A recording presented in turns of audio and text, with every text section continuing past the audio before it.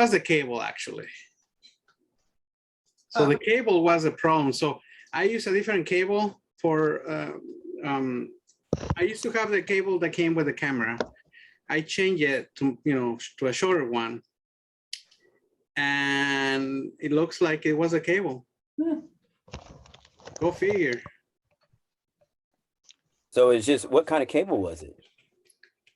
It was just a USB cable, but it a USB-C, but I use a different one from a GoPro. Those are short, and the one with the camera, it's long. It's a USB-C, but it came with camera, so whatever. Anyways, hey, Global4G, thank you for meeting, for taking the time to meet today and presenting your CVE, man. Congratulations. Sure. Thanks for having me. No, it's an honor and a pleasure to have you. We rarely have people from Pacific Hackers that has done like great things, especially CVEs, and you're one of them. So especially you being a long participant with Pacific Hackers, since pretty much started 5 years ago. Yeah. So yeah, definitely. This is technically our first CVE. Pretty much. Present Pacific Hackers, yes.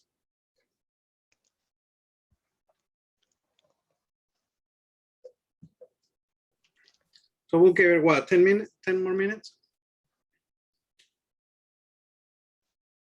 Give it like 5 more. Okay. Sounds good. We'll just give it 10 more minutes or 5 more minutes.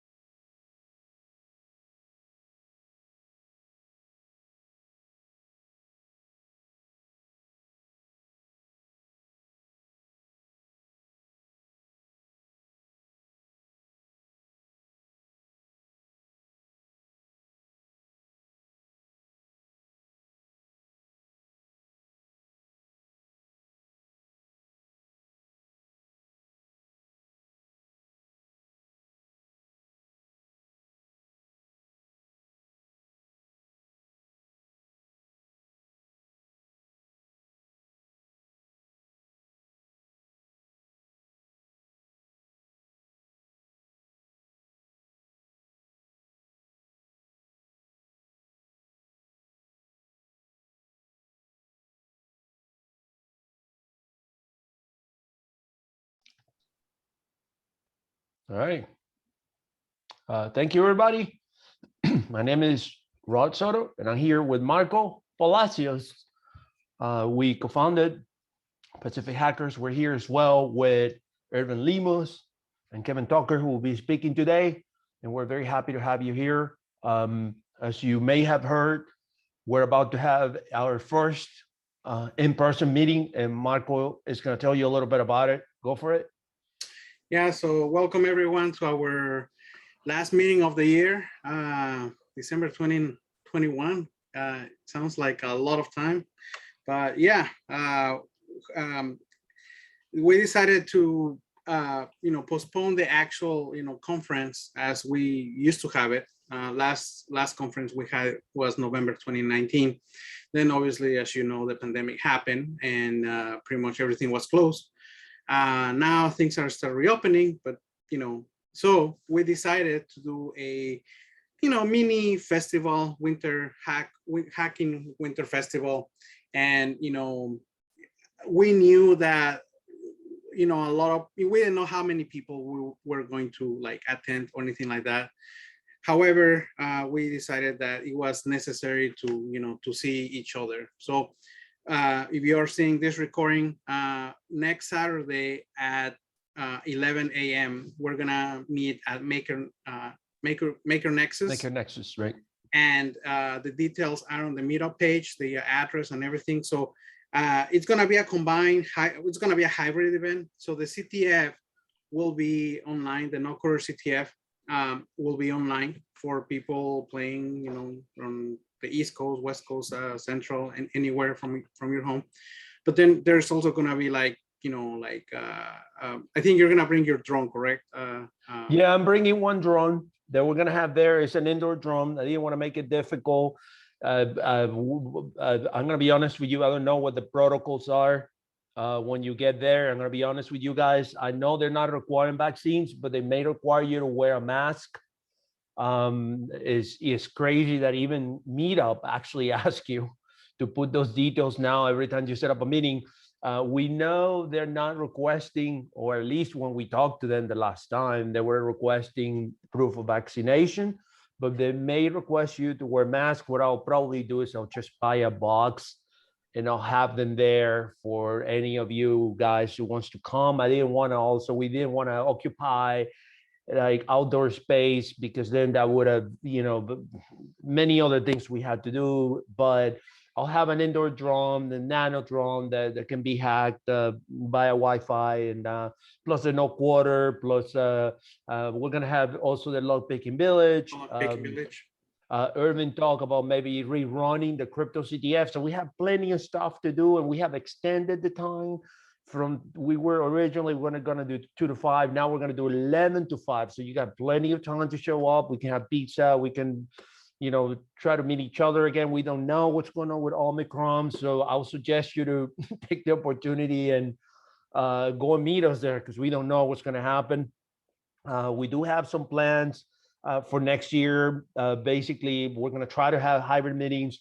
The way we're going to have them, basically, we were talking about it a little bit about it earlier with Irvin. Maybe we should have a Discord broadcast for only those who are in Discord, so that way they can see the meeting if they want.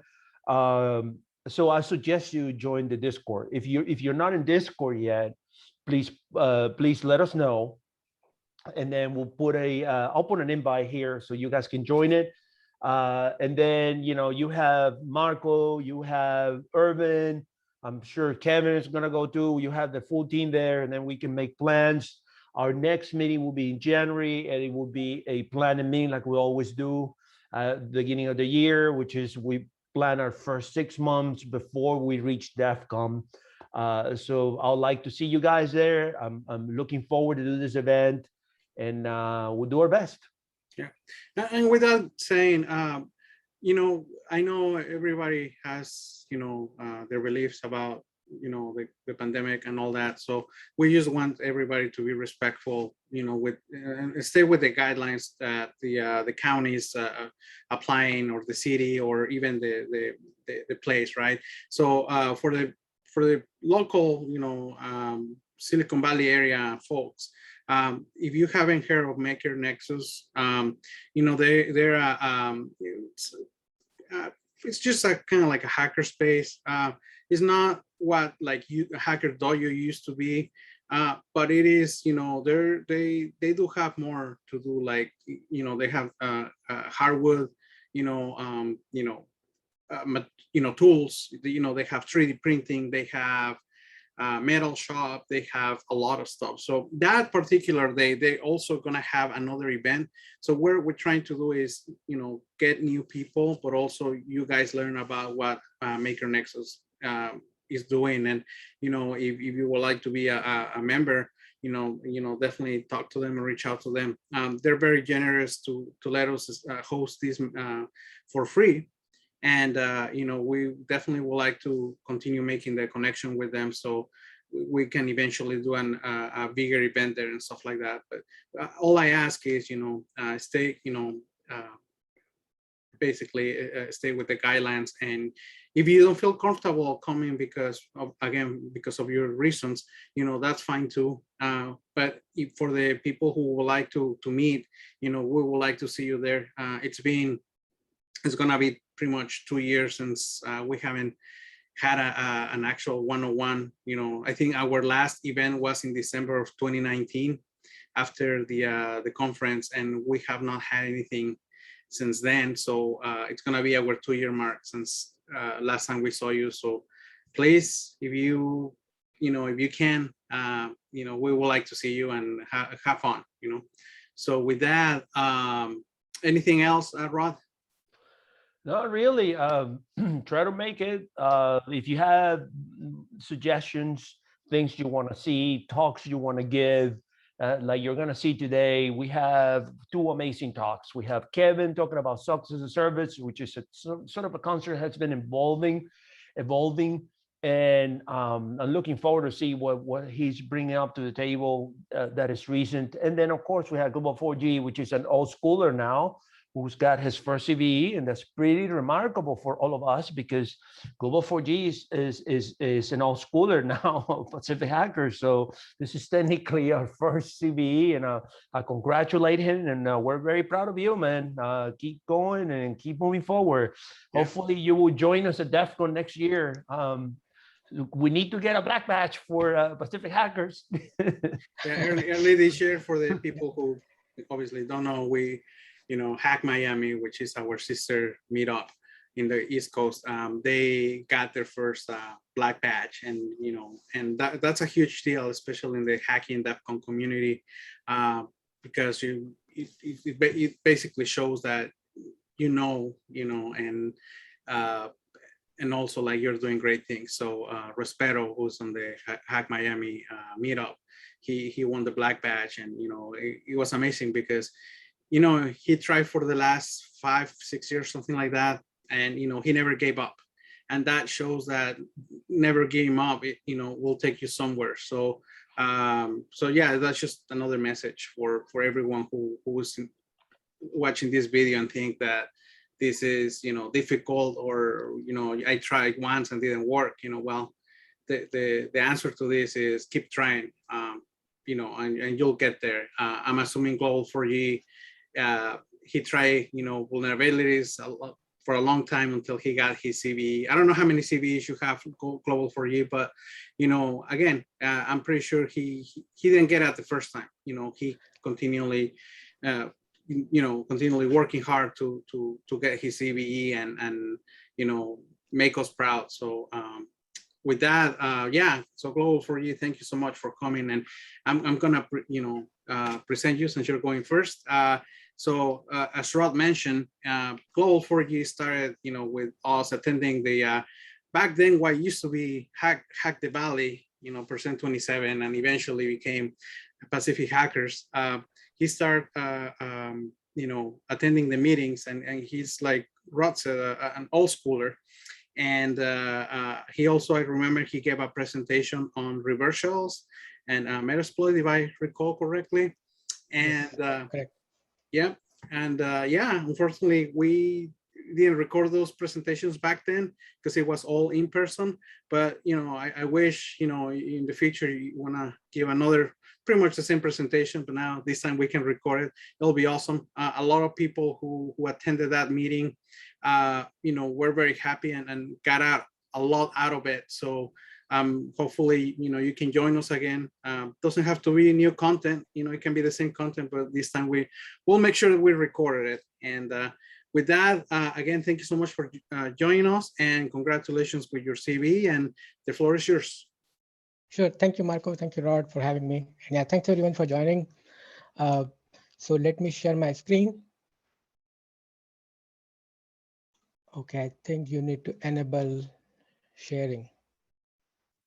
If that's a Mac, you may have to get off and then come back. That's no problem. It's a new thing about, I think it's a Monterey has it.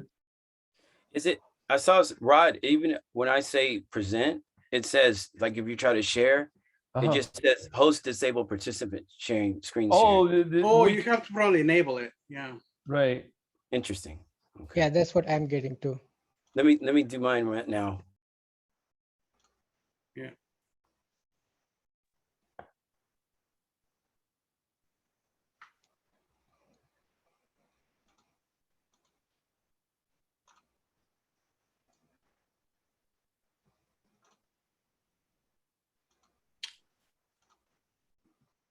Hey, Rod, were you able to give a presentation access to Kevin and Global4G? Hold on. I can only do make host or make co-host. I can. Yeah, put you can do a some- make co-host. Yeah. Yeah. All right, there you go. Okay, I got it now. Okay, cool. Great. All right. So hopefully you can see my screen now. I don't have too many slides.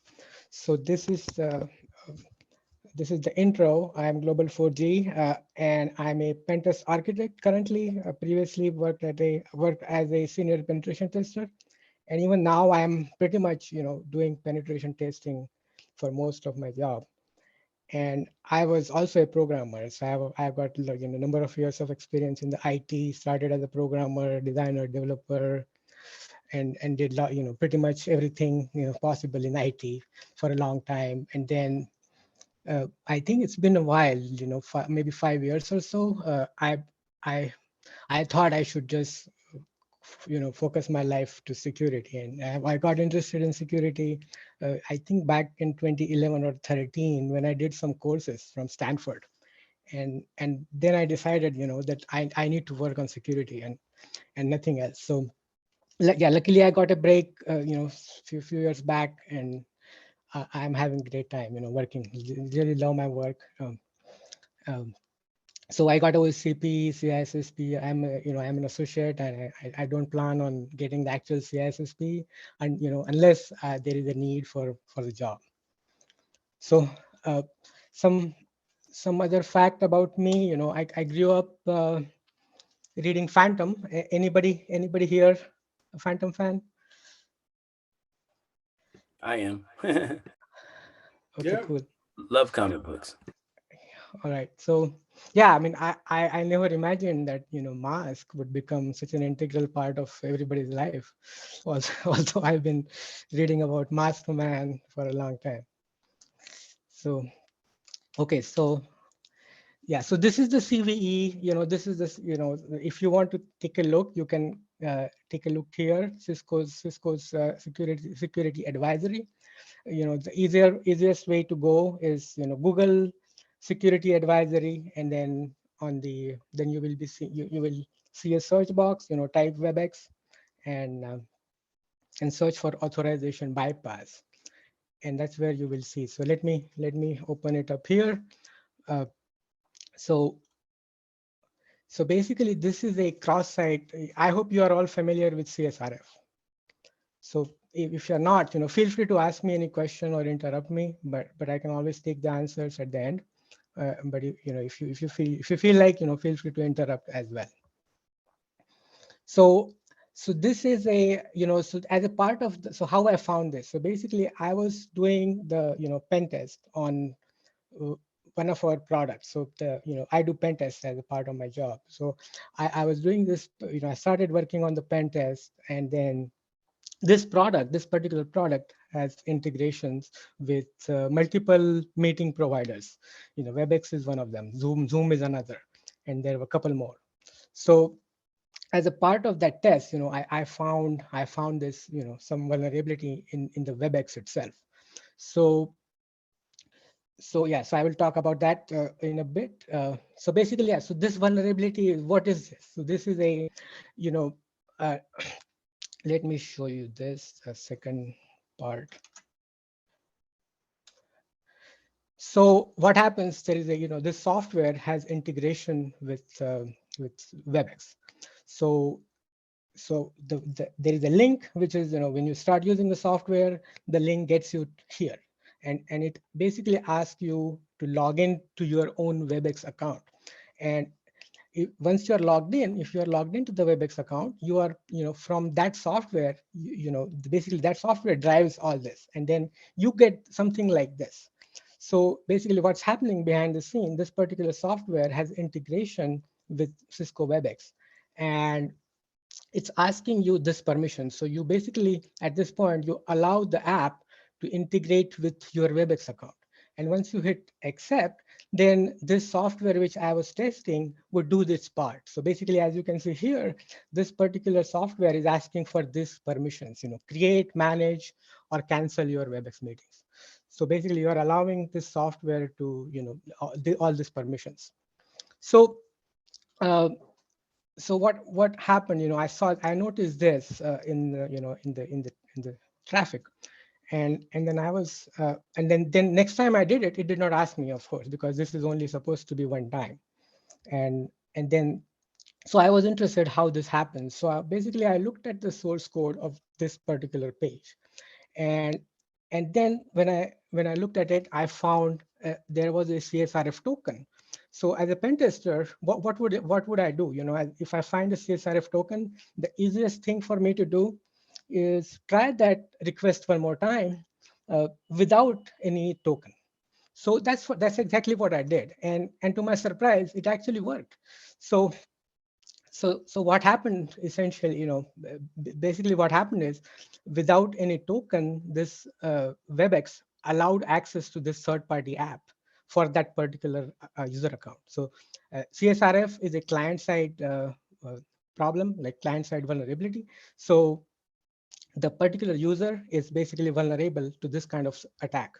So yeah, so this is how this is how the form was. I kind of minimized that form. The form was actually quite big, and I when I was testing it, I found it. I just grabbed the essentials and created a POC for this, and then basically worked with our team for first. Found it within our team and the client, of course, and so this is how, once I found it, then this is the kind of things I had to do, right? So first I had to triage it myself, like basically make sure that it's really a problem, right? Really a vulnerability. And then once I know it's a vulnerability, I need to find the impact to explain, like what all bad things a malicious actor can do. So and then once I know that, I can talk to the stakeholders, talk to the team, describe them what's happening, what is the problem and what needs to be done in order to fix it. But in this case, I knew that this is a WebEx problem. I explained it to the team, and the team also knew it's not their problem, it's a WebEx problem. But nevertheless, it was a problem. So so the team. So then the next step was, I need to find the impact, exactly what could be done, right? So this is where, that's when I actually found out about this. And this link here, you can see this is the WebEx link. It actually talks in detail about this. And by the way, does anybody have any questions? I will take a pause before I keep talking further. Yeah, I had a quick question. So when you discovered this vulnerability here, how did you contact WebEx, or did you Did you Yeah. decide to reach out to the support team? And what was that relationship like? Like, did they respond right away or? Yes. Yeah. Yeah. That is actually my next bullet point here. So give me a minute. I'll talk about that. Excellent. Yeah. So before I let me first talk about this, this screen here, which is already open. So basically this, this integration piece has, as you can see here, it talks about this. This is an example scenario. So out of office assistant is requesting the following, and there are so many permissions here. And if you scroll down, there are tons and tons of permissions. So as an attacker, what I thought was I could create an app and I could just request all the permissions. And if I request all the permissions, and if there is, because there is a CSRF vulnerability here, if I create a POC, send it to a bunch of people, I could pretty much take over their Webex account, right? That's the biggest impact. So this actually, in retrospect, I mean, I thought about it, but but you can see it's like it had a huge impact because Webex has so many users. And even if you send like phishing emails to so many people, even if there is a low rate of actual clicks, you can still take over a lot of accounts. So I didn't know this though. I mean, I had a feeling that this is what the impact was, but I didn't actually create the POC for that because I had no intention to actually do that kind of attack. I just wanted the Cisco or Webex or whoever the responsible folks were. I just wanted to let them know that this could be the impact. And so what I did, so yeah, at that point, I kind of knew that this is something I must, inform the team, the Cisco team or Webex team, but I didn't know how. So what, what are my options? I have previously reported a bunch of findings on bug bounty programs. I'm also part of some private programs. So HackerOne and BugCrowd come to the mind, right? So I knew Cisco did not have a public program, at least. Maybe they have a private program. I still don't know. So I actually reached out to a contact of mine in Cisco and asked him, if he's aware of any bounty program. So he said, no, he's not aware. So he said, just use HackerOne or BugCrowd. But when I actually looked at HackerOne and BugCrowd, they did not have a direct managed program. So they were actually just, like people, they were basically just, they would just forward my finding to them. So I later found out that, Cisco has an email, PCERT, basically the pcert@cisco.com. So I found out that email. I said, okay, let me just, send them an email directly. But I was, so this is where actually I took some time. I took like a couple days. I did not immediately report to them, but I took a couple days because I did not know exactly what to do or who to contact. And at the same time, I did not want to spend too much time writing up the email, compiling the report, and sending it, and not knowing, how it would be, how they would respond, or even if they respond, because I've been, I know if you ever manage bug bounty program, you get a lot of false positives many times, right? So I was not sure, but I took a chance anyways, and I just send them. I just, on that email, I just send them like a few lines with a short description of the finding, and to my surprise, they acknowledged the same day, and they said, yeah, they had some more questions. So at that time, I was more than happy to give them the actual POC. And I emailed them the actual POC, described the problem and the impact. And they came back and said, hey, they do have CSRF protections. They checked with their team. They do have CSRF protection.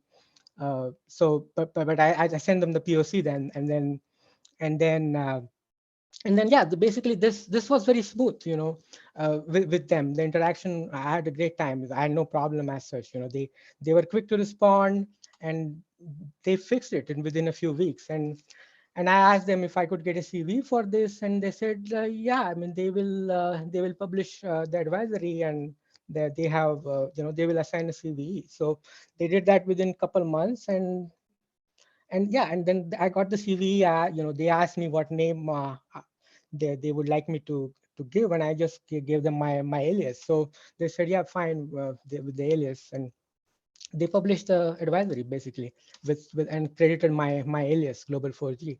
So yeah, I mean, before actually in the past, like, my previous assignments, I have actually found a few 0 days on some other vendor products, and I have reported to them, but at that time I was just I did not actually pursue and ask them to create a CVE. So those findings got fixed, and but I never actually got any official CVE for those. So this time, I thought, I did something different, because I asked them if they will do, create a CVE. I did not know. I was not sure if they would have created a CVE if I had not asked for that. So. But anyway, I had actually very good experience with Cisco team on this one, and so yeah, so that's so the learnings basically. Yeah. So any other questions before I talk about this?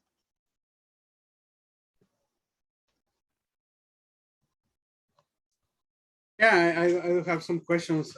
So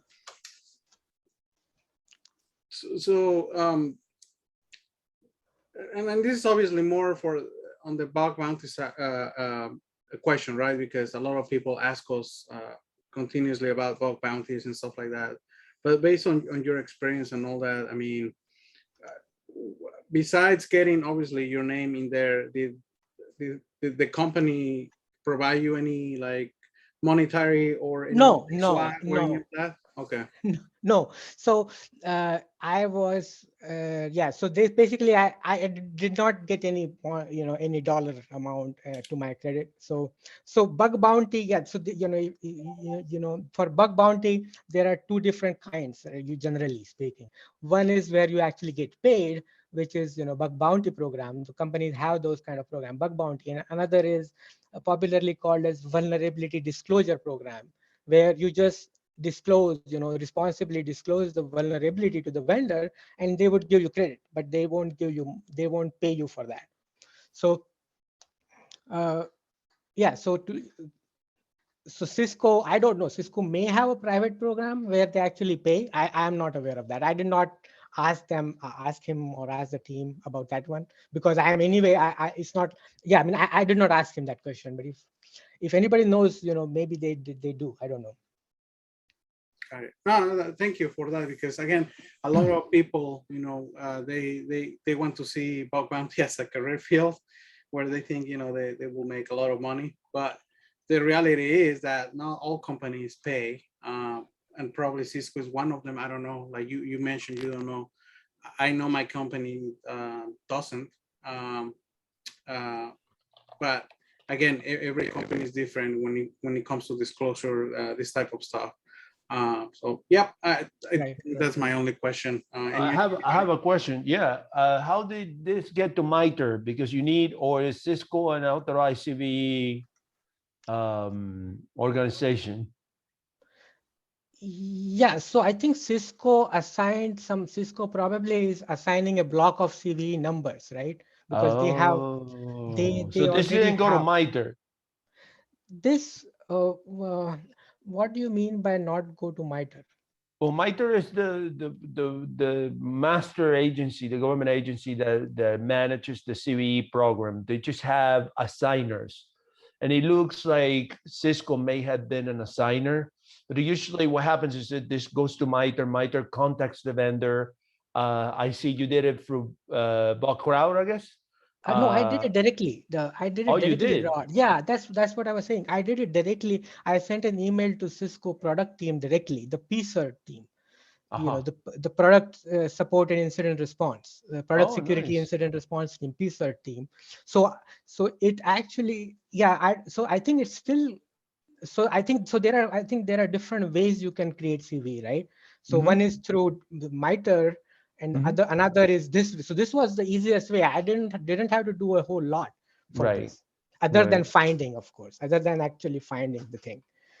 And just reporting it to the Cisco team. That's all. Right. Well, you were very lucky that they were nice to you, because sometimes, this is an opinion, by the way, This is my personal opinion. I've seen researchers that go direct and then they get threatened to be sued. That's usually why the best way to do is from MITRE, because sort of MITRE will call them and say, hey, we got this and we tested it and it works. What you're gonna do about it? You had 90 days. That's the responsible disclosure. Yeah. Okay. Yeah. So I think in my case, maybe my company has some affiliation with Cisco, right? So maybe that, although I did not use any of my company contacts, I just emailed them like directly as if like anybody else. The only thing is I use my corp email. So maybe that influenced them to actually read it, right?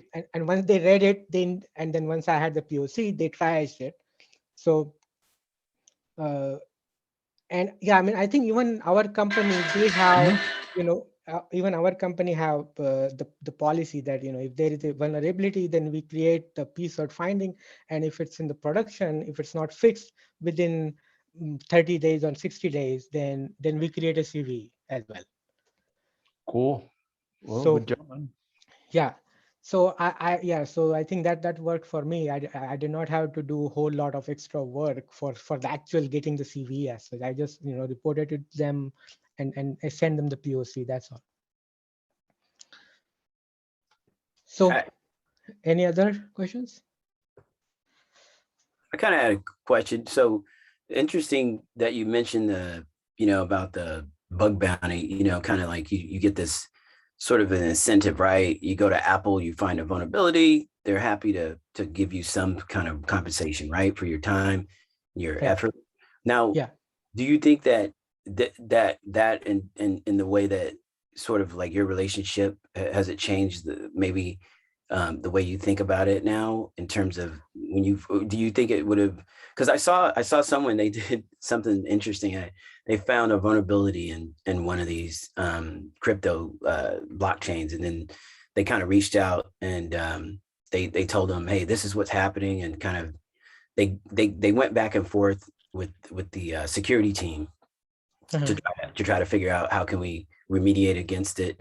And so they told them exactly what they did. And so the conversation was interesting because, as you know, everything in the digital world is, it's kind of, it's there's a record of it, right? So they kind of posted it on Twitter and they were like, hey, this is kind of the situation that they promised to pay us, but then I guess they didn't, at the end of the day, they were just like happy that they disclosed it.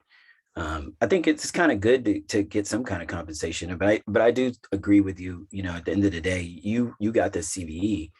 And that's something that, you should be very proud of, because not only did you save, them, the time and trouble, but you actually came forward. You could have just said, hey, let me put this in some forum on Reddit, and then, people would have exploited it. So that's really awesome that you did that. Right. And the part of the reason behind that was, my goal was, I was already working, right? I was actually pen testing other product, and while testing that, I found this.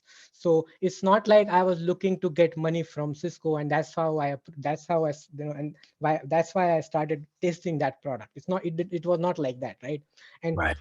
And as far as the bug bounty is concerned, I mean, for those people who are trying to get into bug bounty, you can go to HackerOne and you can actually see who is paying what, and if you are looking for monetary compensation, then you can target based on that, based on who is paying and based on your interest. So yeah, I mean, I have reported a few on HackerOne, and I have gotten money for those. So but during those times, I was actually trying to find, because I thought, if I get some compensation, I'll be happy, right? I mean, even this case, yeah, I mean, if they had paid me a few $1,000s, I would have been definitely more happy. But even if they didn't pay, I'm okay, because they don't have a bug bounty program, right? If they had a public bug bounty program, then I would have definitely reported it through that program, so that I would have gotten money. But they don't have a public bug bounty program, right? So some companies don't have it, some companies pay a lot. I mean, it depends. And for the bug bounty, just my observation for people, it's easy and it's very tough, because for bug bounty, they companies are not giving away money because you report something to them. They're just trying to protect themselves. In fact, I would say bug bounty is actually very good for from the company's point of view, because they get lot of attention. They basically hire pretty much everybody, right? Whoever is participating in their program, and they don't have to give them full-time salary. So you have to be the first to get paid. If you are trying to get paid from the bug bounty, you have to find a vulnerability which has impact, and then second, you have to be the first one to find it. Whereas if you are pen testing, it's pen testing is way easier than, because you just find it, report it, right? You don't have to be the first. You still get paid if you are pen testing.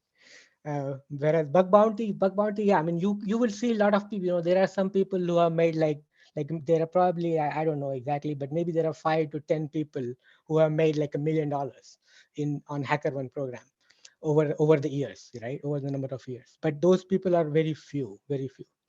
And it's not easy because highly competitive. It's because there are so many people, right? So many people trying to make money, and so it's not easy to get to yeah, I mean, you could be lucky. I mean, whatever I have found, I mean, I found quickly and reported to them some of the findings I have had, and I got paid pretty handsomely. If I think about it, like few minutes of my effort, I get couple thousands. It's not bad at all. That's great. um, Also, but then sometimes, yeah. I think if you're in Go ahead. bug bounty, you're bound by an NDA too. I don't think you can get a CVE.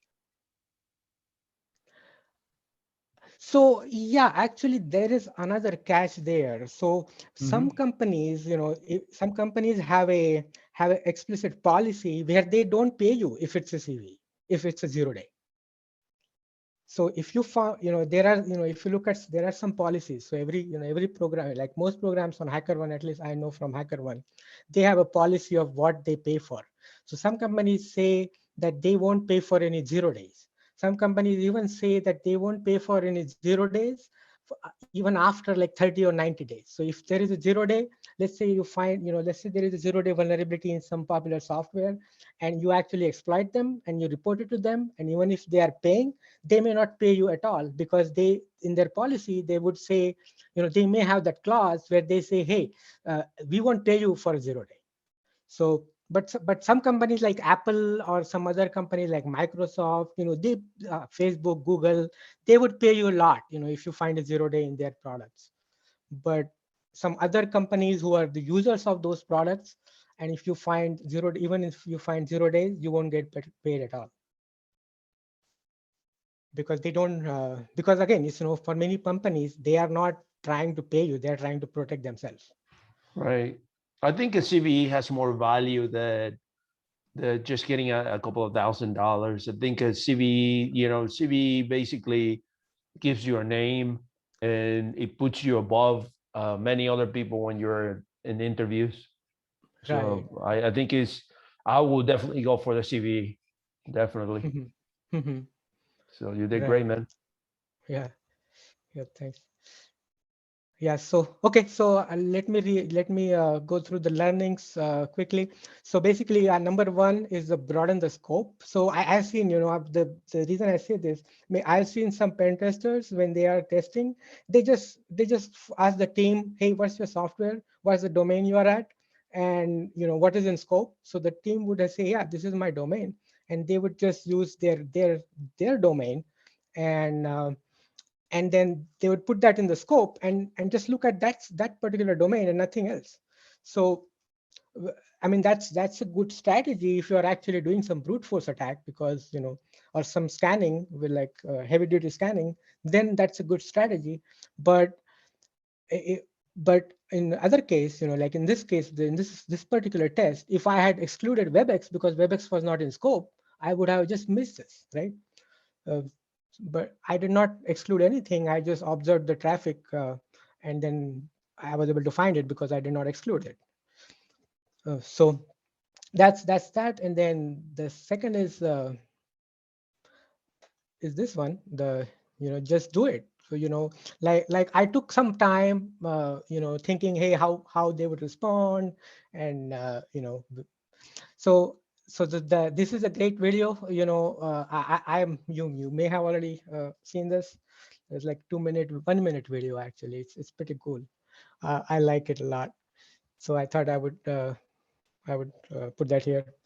And yeah, and the third thing here is try simple things. Like who would have thought? I mean, it's 2021, age of machine learning, AI, and even then there are even CSRFs yet to be found. And companies, like even big companies, miss those kind of things even in 2021. So always try simple things, and you might get lucky.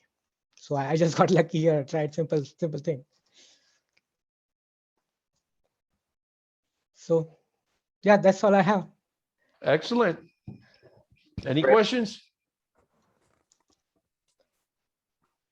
Questions for Global4G? Yeah, the slides are probably going to be shared in Discord.